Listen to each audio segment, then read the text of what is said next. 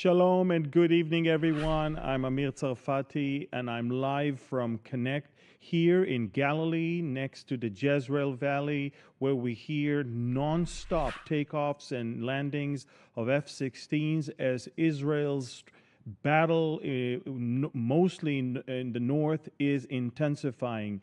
I'm going to start with breaking news in a few seconds, but not before we will commit this into the hands of the Lord. Father, we thank you so much for being not only the creator of this universe, but also being in control and making sure that everything that happens for a reason and for a season. We thank you. We thank you so much that we can trust in you, that everything that you have foretold through your prophets is coming to pass. We thank you and we bless you. We ask that you will preside over the technical aspect of this broadcast, that you will bless and comfort and encourage and educate all the hundreds of thousands of people that are going to watch this update.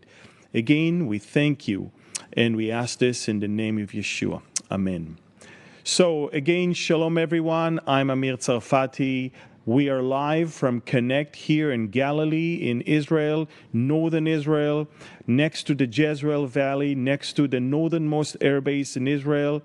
And breaking news before we start the rest of the update is that the defense minister of Israel a few hours ago literally announced to the soldiers in the northern border of Israel with Lebanon that within just a few days, they will receive the command, just as the soldiers 11 months ago received the command to enter into Gaza.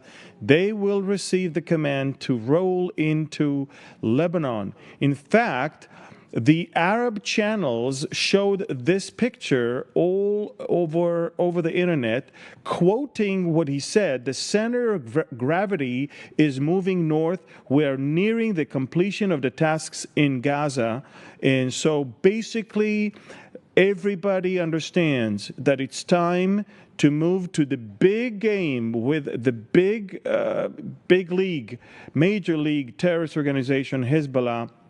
And this is exactly why we are methodically working on eliminating all of their major commands echelon. And today, 40 kilometers deep into Lebanon in the Bekaa Valley, we eliminated one more commander, this time of their special forces, the Radwan forces.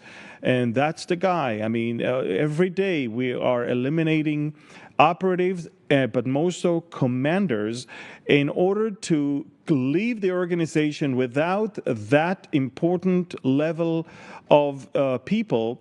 And we're not only doing that, we're attacking launchers, we're attacking storage places for rockets, and as you will hear throughout this update, we even attack places that belong to Hezbollah or operated by Hezbollah, not in Lebanon. In this case, in Syria. We'll talk about it in a few seconds. So basically, Israel is getting ready. And how do you know that we're getting ready? The commander of the Central Command of American Military, the CENTCOM, General Kurilla, came to visit Israel yesterday. He met with Lieutenant General Herzi Halevi, our chief of staff. He met with all of our generals. And the reason why the U.S. military is so involved is because we want to make sure that while we are doing what we're about to do obviously in Lebanon, we are also going to have enough intelligence and enough protection from any potential threat that might come from Iran, Iraq, or even Syria. So, ladies and gentlemen, it's heating up. It is definitely a matter of days, and we are talking about the next and the most important major front that Israel has to deal with in order to bring this war to an end. So this is it. These are the breaking news. And the different subjects that we have to deal with today in our Mideast updates are right there below on the screen, as you can clearly see right now. You will see the first one is there is a new front. After all the fronts that we have with Gaza and West Bank, North, we have a new front, and we'll talk about that in a few seconds. Also, we'll talk about the stark difference between countries that we have peace with for many years and countries that we just signed peace 4 years ago with. We'll definitely talk about the unusual attack of the IDF a couple nights ago in Syria. We'll talk about the situation in Gaza. We have eliminated today the commanders that were in charge of the murder and the execution of the 6 hostages a week ago. We scored that thing, and they're done. And we will also talk to you, ladies and gentlemen, about the protests in Israel after we found the hostages and what's going on in this country. A lot of people are fed by the Medianites, I call them, the media that is trying to obviously attack the government and show a completely different picture. And we'll even give you some interesting information that was quoted by other international sources that will tell you that literally there is no one to talk to and there's nothing to talk about when it comes to Hamas. We will also talk to you about the anticipation to the U.S. elections. Of course, we are hours before the debate between Donald Trump and Kamala Harris, and I will give you my final words that you may want to hear about what I see the end of the war is going to look like and what I predict based on the Word of God is going to happen here in the Middle East. So let's start with the first one. There's a new front, ladies and gentlemen. First of all, a few weeks ago, on one of our Mideast updates, we showed you the map that basically described the Iranian efforts to destabilize the area through the Hashemite kingdom of Jordan.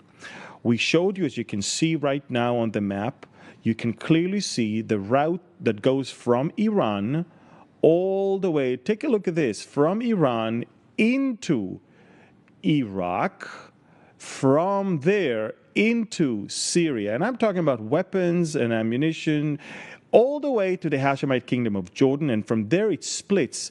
Some of the weapons stays in Jordan to destabilize that area and arm them, and some is smuggled into the West Bank to arm the Palestinians. So that is exactly what we are witnessing right now. A couple days ago, there was a horrific terror attack in the Allenby border crossing between the side of Israel and in Jericho, near Jericho, and the Jordanian side.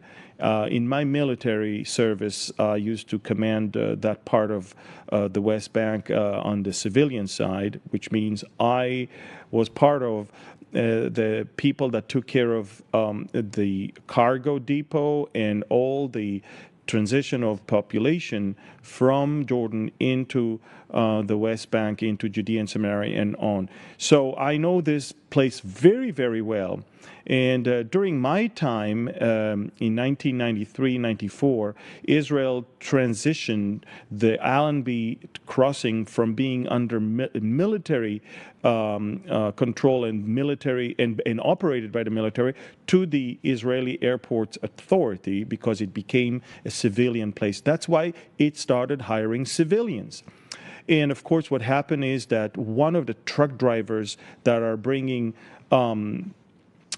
goods from Jordan into the West Bank, they have to be inspected in the Allenby Bridge by civilians in the cargo depot. He pulled a gun that he smuggled and he shot and executed 3 of the civilians. That's the driver, by the way, after he was shot by the Israeli military once we captured him. But that was too late. He already killed 3 Israeli civilians that were there. And by the way, make no mistake, most of the trucks that are crossing the Allenby Bridge in the last 10 months are basically humanitarian aid to the Palestinians.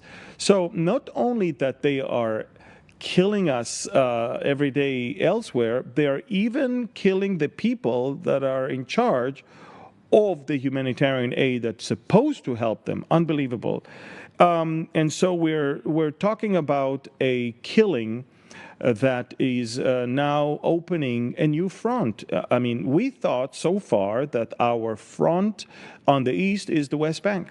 And further beyond it, we're talking about Iraq, we're talking about Iran. But the Hashemite kingdom of Jordan is now officially added, and now Jordanians are part of the equation. And now we have to worry about that. Now, that's not the only thing we worry about. There are arms smugglings from Jordan. We actually thwarted a couple days ago 72 pistols were found by the Israeli police, and we thwarted that smuggling attempt. In fact, if you follow me on Telegram, even today we have more weapons that they try to smuggle, and we thwarted that as well. Almost every day, Iran, look at this, Iran is trying to arm to their teeth the terrorist organizations in Judea and Samaria. But of course, some of it goes to civilians and terrorists within Jordan with the hope that they'll be able somehow to infiltrate into Israel and use it against Israeli civilians and Israeli military forces. The attempt of Iran to destabilize things from the east is the reason why the Israeli Minister of Defense, Israel Katz, tweeted the following thing yesterday following that event. He says the Iranian terror octopus is working to establish an eastern terror front against Israel and moderate states in the region. That's the octopus that we need to put an end to. And he showed Khamenei. And what he said the West Bank will surely be armed just like Gaza. They understand that Hamas is being obliterated, being destroyed in Gaza, and they want now the West Bank to burn. And in order to do that, they supply them with weapons and ammunition. And this is exactly what we deal with. Israel, over the last few days, also thwarted several terror attacks by stopping terrorists on their way to do those things as well. So another front, but that's in addition to the regular fronts, such as the one from the north. And as you can see yesterday, a Hezbollah drone flew and hit a residential building in the coastal city of Nahariya, not too far from the Lebanese border. So we're definitely talking about active fronts in the north, active front in Gaza, active front in the West Bank. We're hitting in Syria, Iraq, and Yemen. But of course, there is a new one, as you can see, and that is, of course, now Jordan. Now, it's interesting because Jordan has peace with Israel. You would expect the Jordanians to at least not be happy when Israelis are butchered.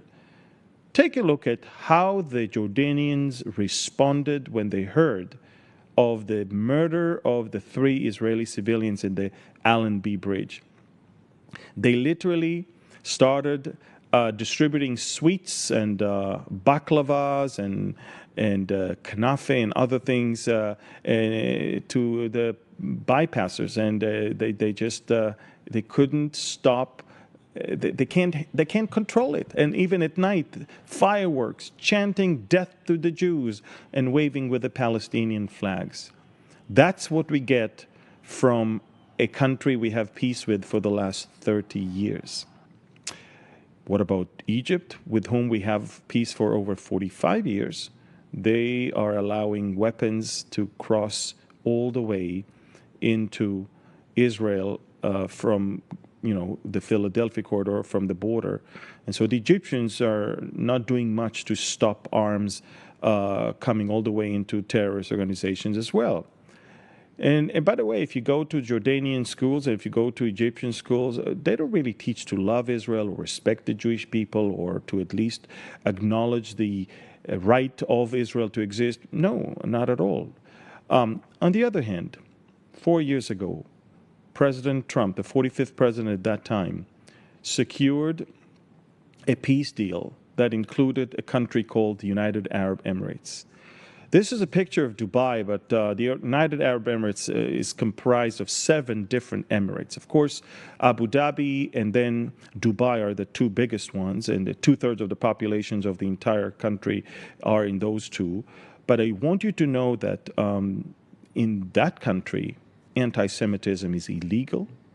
Their curriculum will not include any hate speech against Jews or Israel. They recognize Israel's right to exist, and they are very hospitable. In fact, as an Israeli, I can say I've been to Dubai quite a few times since the peace was signed. I feel safer in Dubai, which is an Arab Muslim country, safer there than I feel in some European countries and even in some parts of the United States of America. That how much there is a difference between a country that is not out there full of hatred and anti-Semitism and others that may have long peace with us, but they hate our guts. It's quite interesting. And this is exactly why Prime Minister Netanyahu is predicting that in any arrangement after Hamas is finished, after Hamas is gone, if there's a need for a civil administration within Gaza or somehow an international military force to enforce order in Gaza, Prime Minister Netanyahu is envisioning the Emiratis to take a very major role in this particular task because we trust them. And they are not infected. And of course, we always trust and verify, but they are not, of course, infected by this amazing hatred. Now, that's not the only country that Israel has a long peace with and it hates our guts. Take a look at Turkey, with whom we have relations for many, many years. Erdogan took power and his rhetorics against Israel are intensifying almost every day. This is what he said lately. In fact, yesterday. Basically, Erdogan says the only step that will stop Israel is the alliance of Islamic countries. Can you imagine?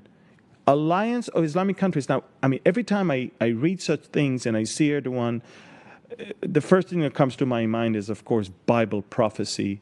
Because apart from Russia, it's going to be an alliance of Islamic countries that are going to come against Israel in that war.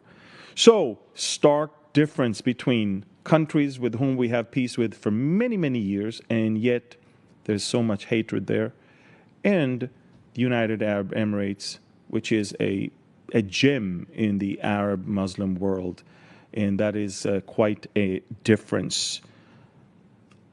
Last night, a couple nights ago, I couldn't sleep almost throughout the whole night, and the reason is here, the airbase next to my house was the launching pad for a very unusual strike in the heart of Syria, not Lebanon, not Gaza, Syria. In preparation for a possible attack in Lebanon, or for sure attack in Lebanon and Hezbollah, Israel is basically taking all the abilities of the pro-Hezbollah or pro-Iranian militias. We're basically eliminating them. In one of the major places that we attacked during that night, and we're talking about 5 different waves of strikes. I mean, it was all night long. It was phenomenal. We attacked a research center in Masyaf next to the city of Hama in Syria. And what happened there, I mean, that's not the first time we attacked there. We attacked there a few months ago. We attacked there several years ago as well. But this time it was way bigger, stronger, deeper, and more extensive. And apparently there were 3 different objectives for this strike. First of all, we know that the Iranian Revolutionary Guards are based there, so we needed to eliminate them. Second, we know that there were drones that were manufactured there. And third, they were also working on what we call unconventional weapon, chemical weapon and other things in that facility. About 18 people were killed so far in that attack. Over 40 were injured in that unusual, strong, and decisive strike in Syria. again, the different fronts that we're talking about. There's Gaza, and there is the West Bank, and there is Lebanon, and there is Syria, and there is Iraq, there is Iran, there is Yemen, and now we also have Jordan. And if that's not enough, we have the international anti-Semites, both in campuses and also online. And so that's what we had in Syria. Last night, early this morning. I'm up since 4:40 a.m., so I just heard about it when it happened. A very unusual strike in the humanitarian zone. Now, if you remember, when I showed you the maps of Gaza, I basically told you that we encourage people from the southern part of the Strip and from the northern part to concentrate in what we call the humanitarian zone, where we supply humanitarian aid, and this is where civilians are staying. Well, obviously, terrorists take advantage of that, and three major terrorists in the rank of colonels, in the rank of brigade commanders, belong to Hamas. They were actually hiding right there under some of the tents. We got intelligence, precise intelligence. Israeli jets took off and strike that place, and we left a deep crater, and we eliminated them. And of course, the first thing that comes out when something like that happens is Hamas immediately start shouting, massacre, massacre, massacre. And they will immediately come up with fantastic numbers, such as 40 people got killed. But then when they have to supply names, they come up with 12. And it's interesting because take a look at the BBC and how they report things. The BBC says, Hamas says Israeli strikes kill 40 in Gaza safe zone. Now, if I was the BBC, I would be very careful. Just the other day, the Sunday Telegraph in Britain basically published that the BBC has breached rules 1,500 times over the Gaza war. And when I say breach rules, when you read the fine letters, it's not just breached rules, it's being biased against Israel and taking the side of Hamas. And whenever they cite the Ministry of Health, it's Hamas. Whenever they cite civilian authorities, it's Hamas. They're basically listening and hearing the words of a terrorist organization that just committed a genocidal massacre, and they're taking them over the words of military that can prove everything that happened there. So quite an interesting thing to hear from there. Now, as I said, just about an hour ago, Israel released information that over the last 24 hours, we also eliminated in Rafah the battalion commander and his two deputies that were in charge of the massacre, of the killing of the 6 hostages. So take a look at what's left from the list, the hit list of Hamas. Not too many are still alive. We still have about 15, 20 people out of the 60. And but guys, we're getting there. We're hitting them. They are on the run. I don't think Hamas functions anymore as a military force. They are executing guerrilla fighting right now. One here, one there.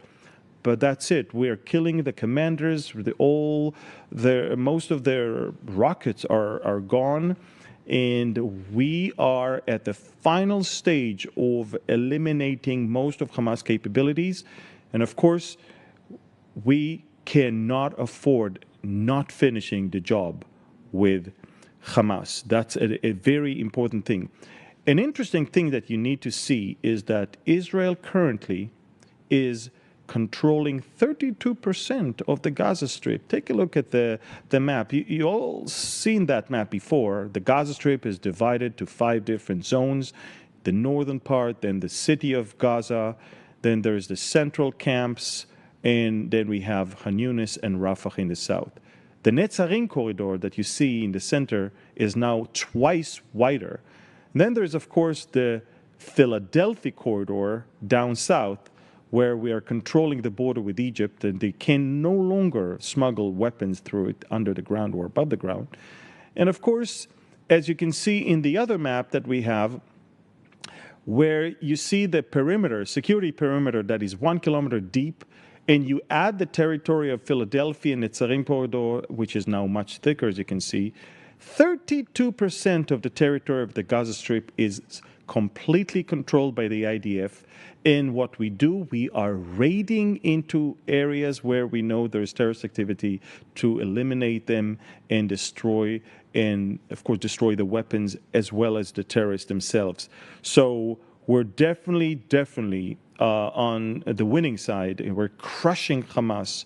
It's no longer an existential threat there. Israel is getting ready, is gearing up to move everything, most of the military force, up to the north and to engage into the most important part of this war. We have to push Hezbollah north, and we have to take from them their enormous capability of 150,000 rockets and thousands of drones.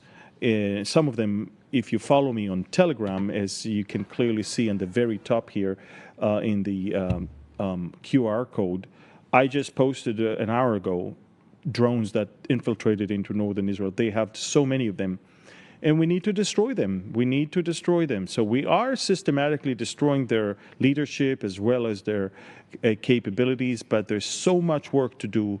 And when we are going to roll our tanks in and our infantry into their territory, we're going to find so many tunnels, so many weapons. It's going to be bad, we know that, but we have to do it. Otherwise, we will never be able to get 82,000 Israelis back to their homes in northern Israel. We're going to come now to what's going on in Israel right now, which is a very tough thing for me to talk about, but I guess I have to.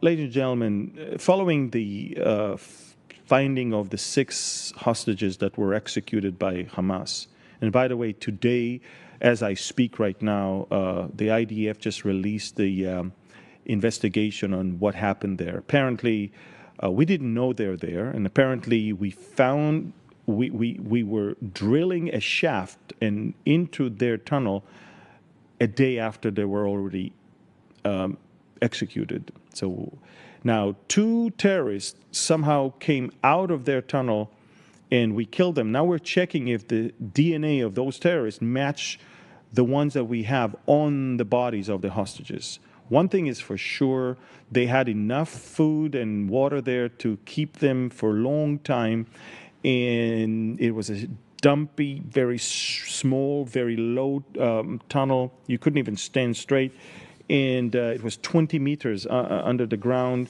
about 60 feet underground, and hard to breathe. And what we know is that it was a connecting tunnel between 2 big ones. So they were moving them between 2 major tunnels that had some steel doors in between them.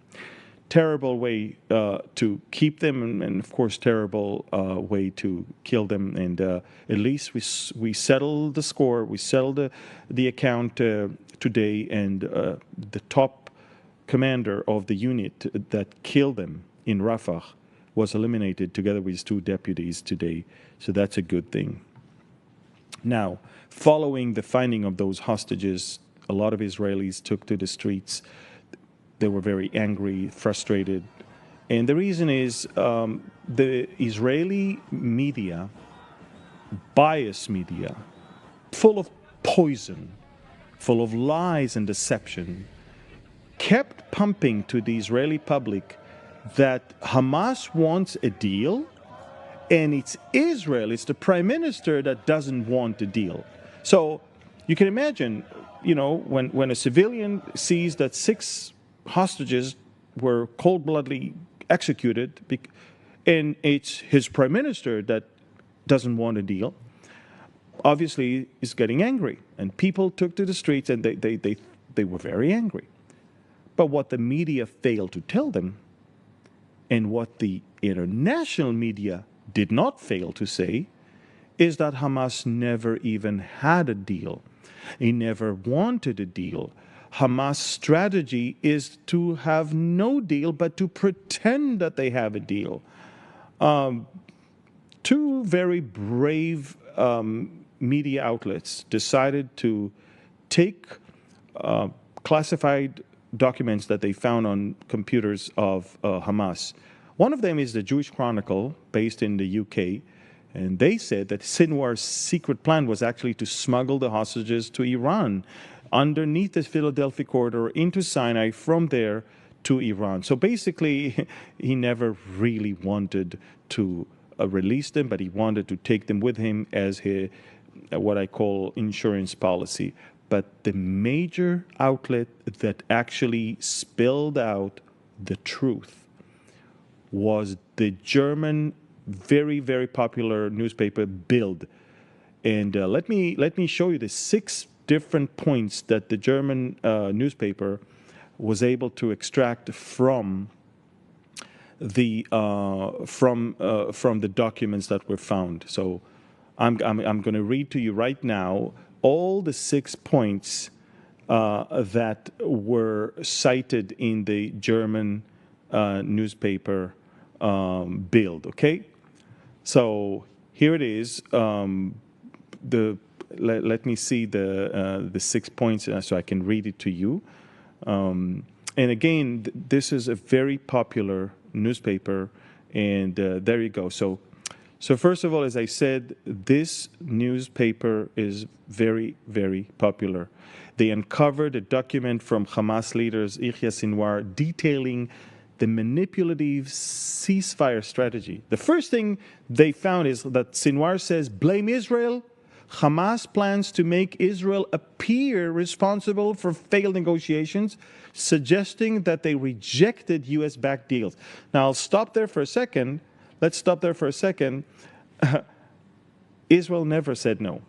And the U.S. can attest that we never said no. But the media in Israel is telling the people that we are the reason for the problem, exactly as Sinwar wants. Let's move to point number 2 that was uncovered by that newspaper. Preserve military power. The aim is to keep their military strong to drain Israel politically and militarily. You understand that Hamas is not even thinking about giving up, about surrendering. They want to preserve their power, which is exactly what Israel cannot afford to have. Number 3, use hostages for pressure. Hostage videos will be used to put psychological pressure on Israeli families and the government. That's exactly what they do, and it works. Ladies and gentlemen, the media in Israel is pumping those videos and making the Israeli public angry and putting pressure on the government. Again, every one of these points are stupidly being embraced by the media and by some what I call useful idiots. Number 4, let's read. Prolong the negotiations. Hamas seeks to extend talks, avoiding a quick resolution despite the suffering of the Gazans. They don't care about the Gazans.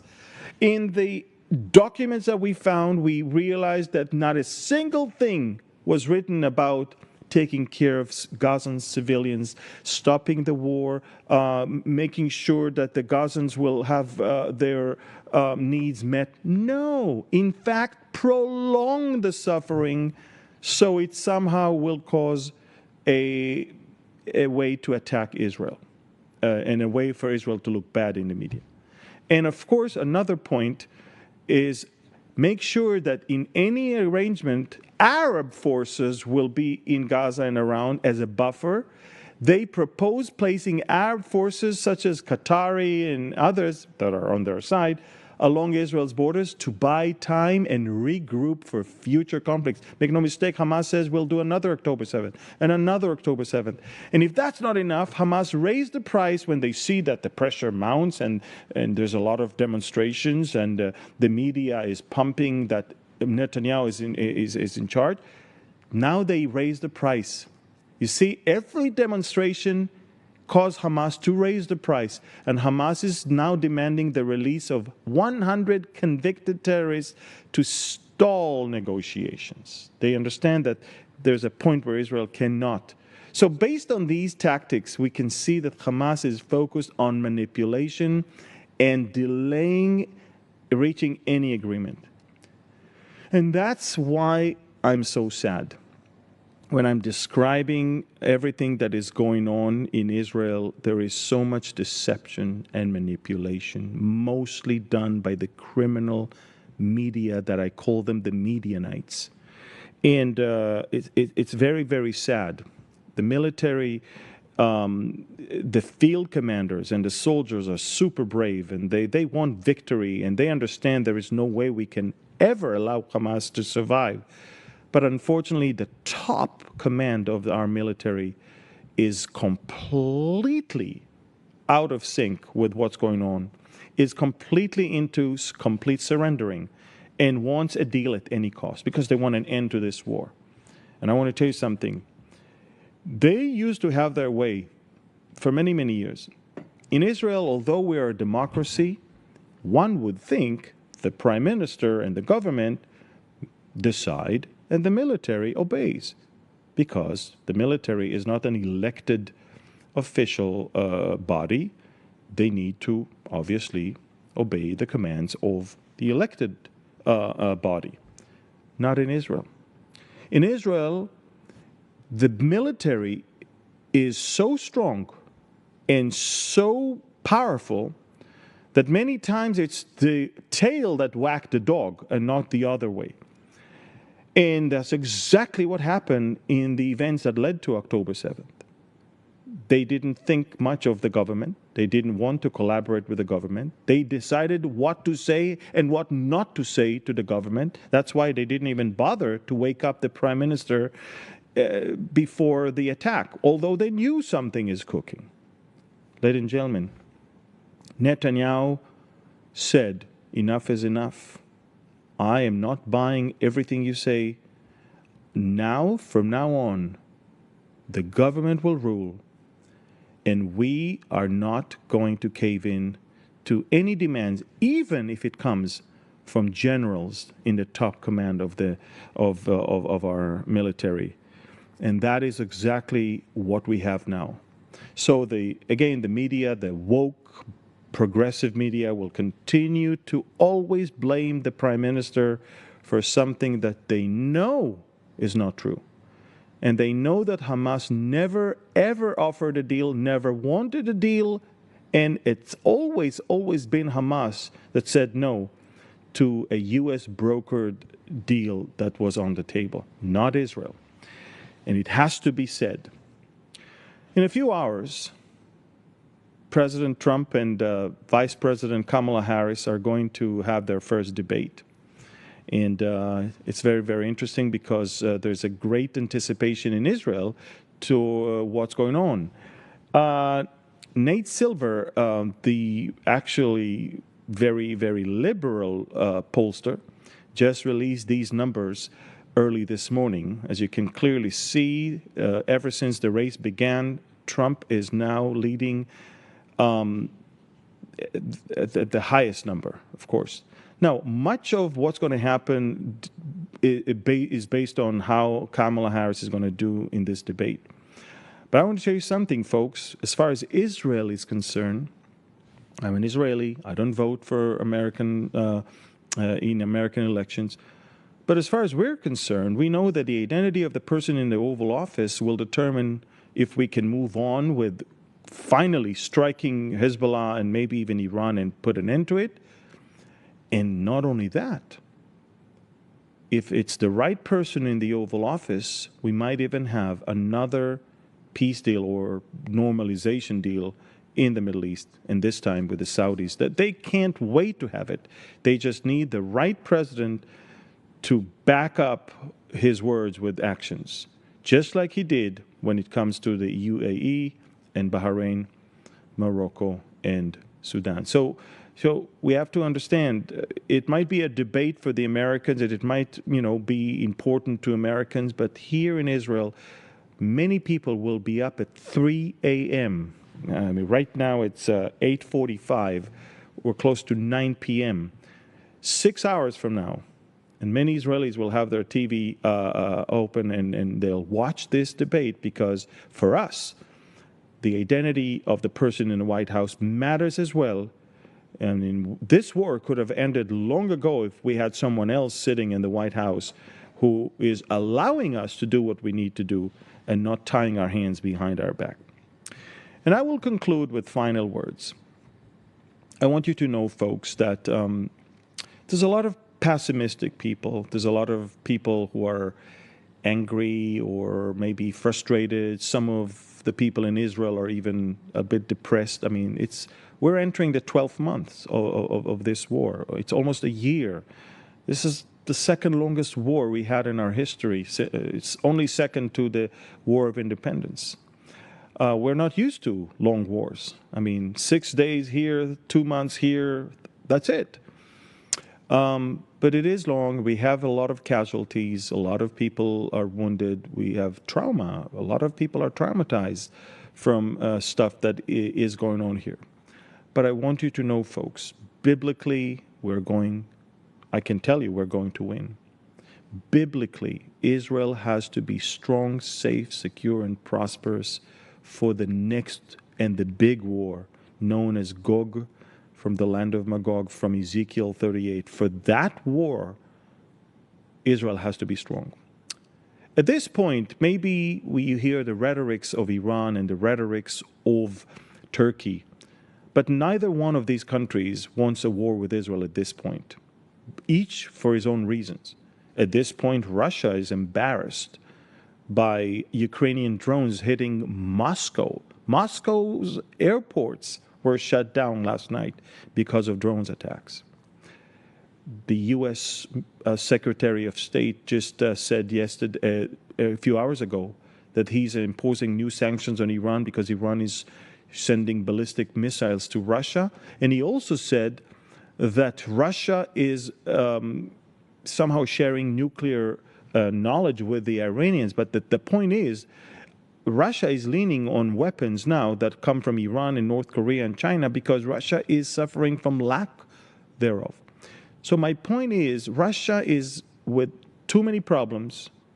Turkey is with too many problems, and Iran is with too many problems. I don't think they can afford another war right now. And therefore, I can conclude that Hezbollah has to be destroyed or at least crippled. Hamas is being destroyed right now. Israel will be on the victorious side. There will be another peace treaty because at least according to that war, we know from the account in Ezekiel that Sheba and Dedan, which is Saudi Arabia, will protest those that the attack on Israel. They'll be on our side. And Israel, again, will be very safe, very secure, and very prosperous. The Israeli birth rate, unlike Europe, unlike America, unlike most parts of the world, is positive. The average family have 3 kids and more, whereas elsewhere it's all on a decline. That means that there's more power to work. The economy is continuing to grow. Our foreign currency reserves hit an all-time record of $271 trillion. That's staggering number. Excuse me, billion dollars, $271 billion of foreign currency that we have. These are surpluses. More than the UK, I mean, more than Turkey, more than many countries around the world. We are a wealthy country, strong country, but the secret is double. The secret is we have a great nation with the resolve because we are here for a reason. We didn't bring ourselves here, someone else did. And of course, the most important thing is that the God of Israel neither slumbers nor sleeps. He will not allow us to be destroyed. We're here for a reason. We're here for a season. And the Bible says that only when the sun, the moon, and the stars will no longer be there, then and only then the seed of Israel will no longer be as a nation before him. And so I want you to know that, that we are going through hardships. There are wars and there are rumors of wars. But as Jesus said, let your heart not be troubled. Don't be troubled. It has to happen.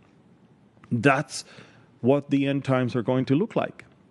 We are a generation that is experiencing things that other generations could not. We are not only seeing wars, but we're seeing the rebirth of Israel. We are seeing the fact that that fig tree comes back to life and flourishes.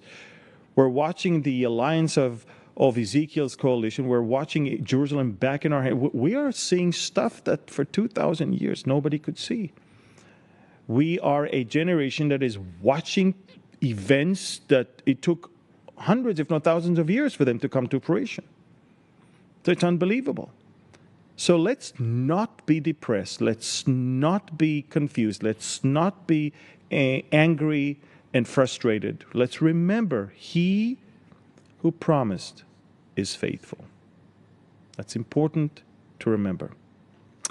Allow me to conclude today. And I want, please share this message. Share, press the share button. Not only that I ask you to follow me on Telegram for news all day long, but also this is an important message. And if you can just push or press on the share button, that will, I think, encourage many, many people. Let me conclude with the Aaronic blessing. All right. יברכך אדוני וישמרך. יאר אדוני פניו אליך ויחונך. יישא אדוני פניו אליך וישם לך shalom. The Lord bless you and keep you. The Lord make his face shine upon you and be gracious to you. The Lord lift up his countenance towards you and give you his shalom, his peace. B'Shem Yeshua. Amen. Thank you. God bless you. And shalom from Galilee, Israel.